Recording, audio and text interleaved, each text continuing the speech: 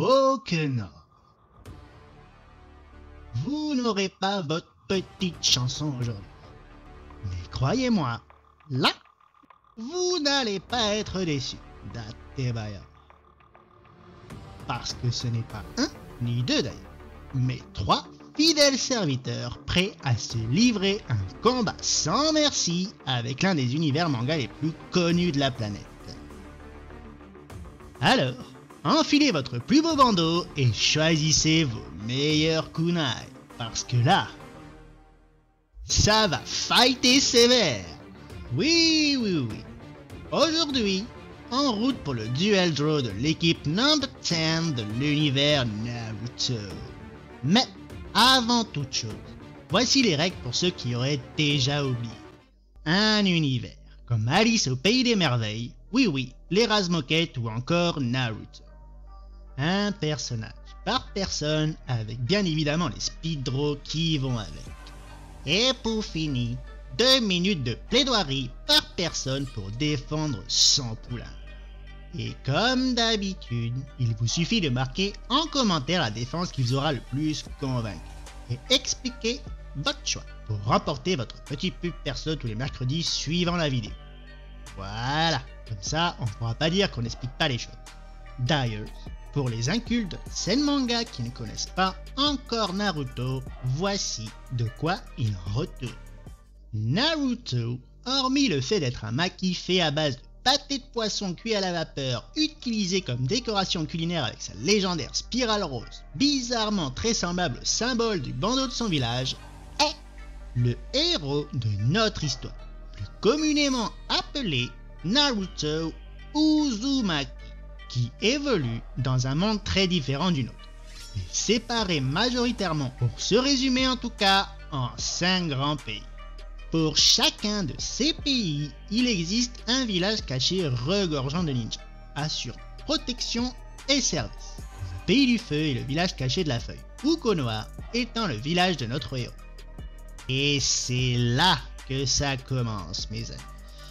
Au début de l'aventure, on y découvre alors Naruto, un jeune adolescent de 12 ans, orphelin et plutôt turbulent, rêvant de devenir calife à la place du Hokage, étant tout simplement le dirigeant et en temps normal le ninja le plus fort de son village. Alors, pour ce faire, il décide d'intégrer une école de ninja, pour gravir les échelons et atteindre son but ultime de Hokage du village de Konoha, pour que les gens le reconnaissent à sa juste valeur. Mais, dès le début, les choses se compliquent pour lui. Tout d'abord, parce qu'il est le pire élève de sa classe, à cause notamment du démon enfermé en lui, mais aussi parce qu'il est obligé de former une équipe de 3 avec ses camarades de classe. Et vu son classement très médiocre, le professeur, pour rendre cette équipe la plus équilibrée possible, décide d'ajouter à cette équipe le meilleur élève de la classe. Et pire ennemi de Naruto, Sasuke Uchiwa, mais aussi la douce Sakura Haruno, dont Naruto est amoureux, ce qui n'est pas vraiment réciproque car elle ne jure que par Sasuke.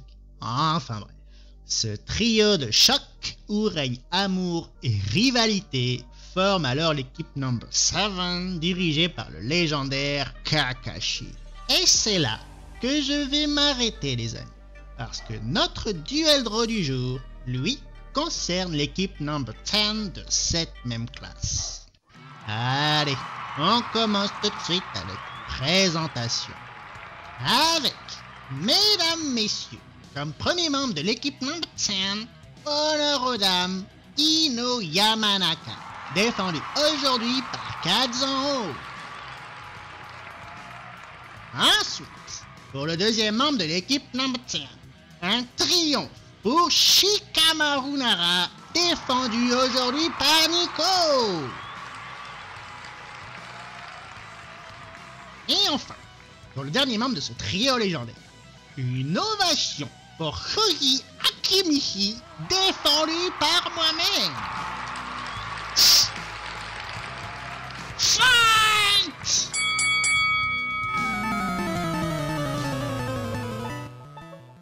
Et bonjour à toutes et bonjour à tous. Elle est belle et rebelle, elle est douce et charmante. Je vous présente le poids plume de l'équipe numéro 10, Ino Yamanaka.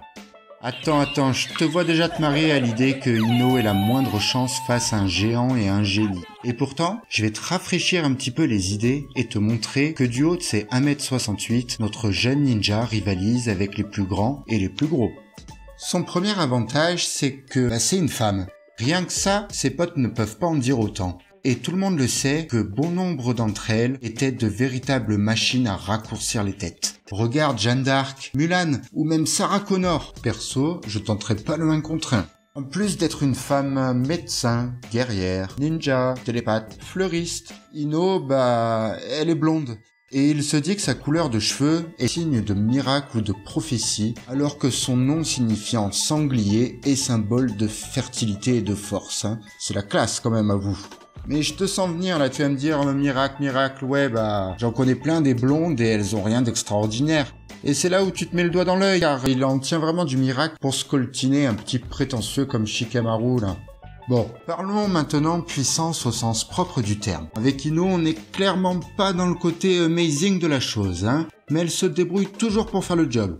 Elle a hérité de son clan une technique à la professeur Xavier qui consiste simplement à rentrer dans ton cerveau. Elle peut ainsi faire quasiment ce qu'elle veut de toi. En gros, t'es possédé sans moyen de te défendre ni même d'appeler à l'aide. C'est pas badass ça, tu vas me dire? En bonne télépathe qui se respecte, elle a aussi la fonction GPS pour repérer des ennemis. Elle peut également envoyer des messages à plusieurs personnes en même temps. En gros, Ino, c'est le couteau suisse des ninjas. Tu vas pas couper des troncs avec, mais elle reste super utile. Et puis, contrairement à ses ses coéquipiers, Ino, elle a toujours été sérieuse à l'académie. Et elle a même pu décrocher un apprentissage chez la chef du village pour apprendre à soigner les blessures. Je vous dis tout de suite que j'ai comme l'impression que les deux autres y seraient passés une paire de fois sans ce talent. Alors, tu penses toujours que Ino est une petite fille fragile sans défense? Parce que si on fait le bilan, Ino est une femme brillante, puissante et surtout polyvalente. Alors Nico, j'espère que ton petit intello a de quoi se défendre, car Ino domine et tu t'inclines. Kunai!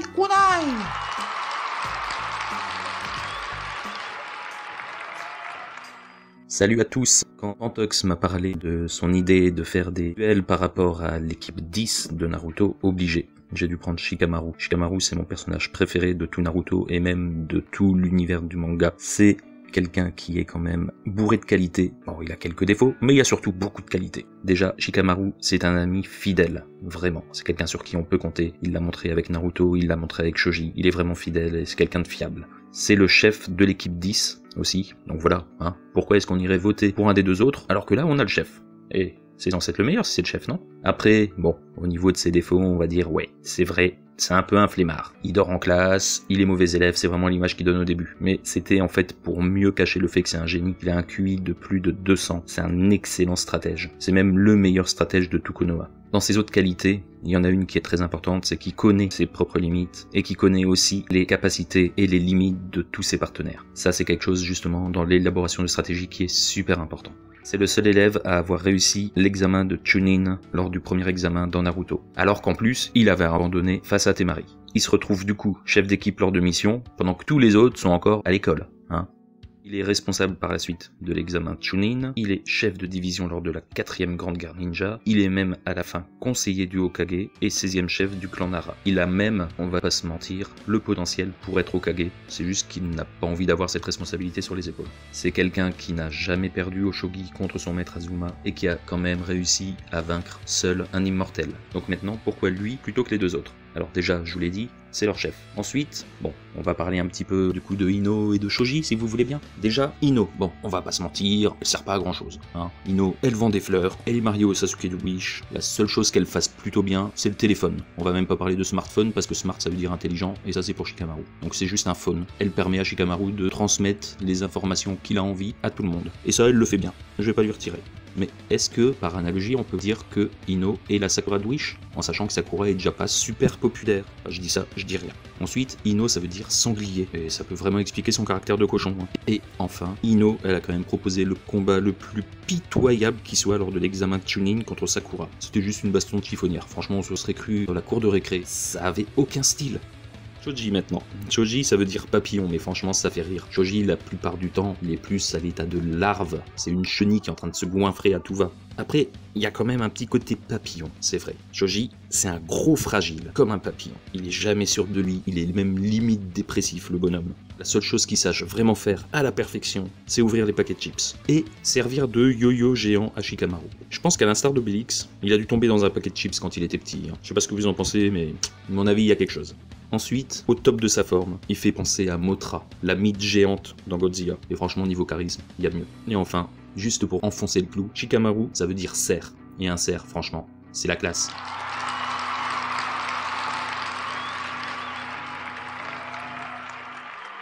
Ok.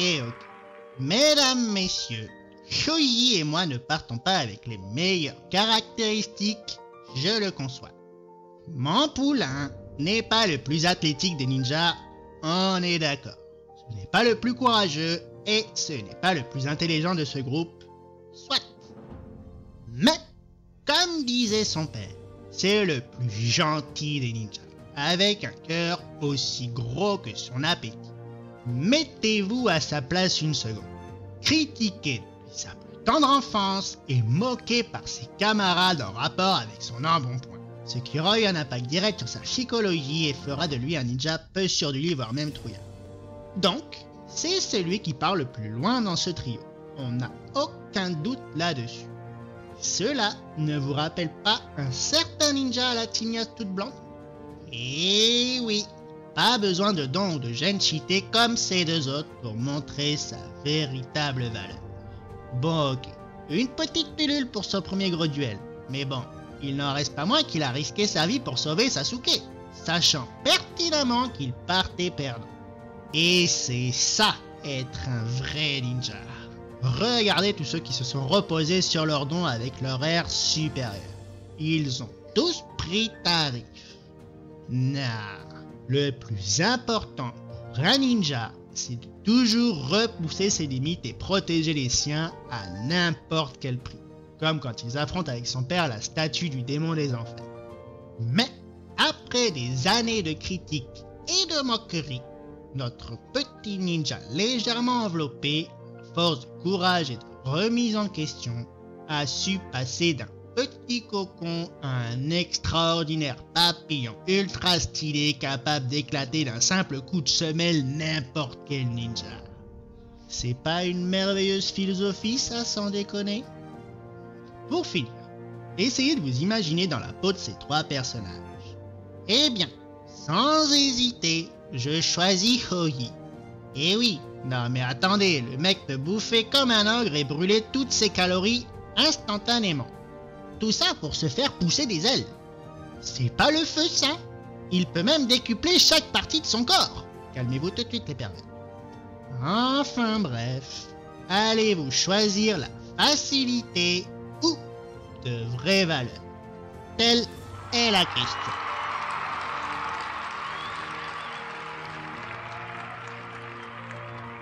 Voici comme d'habitude les défis dessins spécialement créés pour les défis drôles, où vous pourrez choisir là aussi votre personnage préféré de l'équipe number 10. Mais attention, s'ils sont en vidéo, c'est juste pour vous permettre de prendre de l'avance. Attendez le top départ sur Instagram, postez vos dessins s'il vous plaît. Et let's go! Pour le niveau 1, choisir son personnage préféré entre Ino, Houyi et Shikamaru et le dessiner en fond. Pour le niveau 2, choisir son personnage préféré entre Ino, Houyi et Shikamaru et le dessiner en faisant référence à un autre univers de la pop culture. Et enfin, pour le niveau 3, se dessiner soi-même en choisissant soit le décuplement partiel de Houyi, soit la maîtrise des ombres avec Shikamaru, soit la transposition avec Ino. Bon courage à tous pour ce nouveau défi et n'oubliez pas qu'en création, il n'y a aucun défi.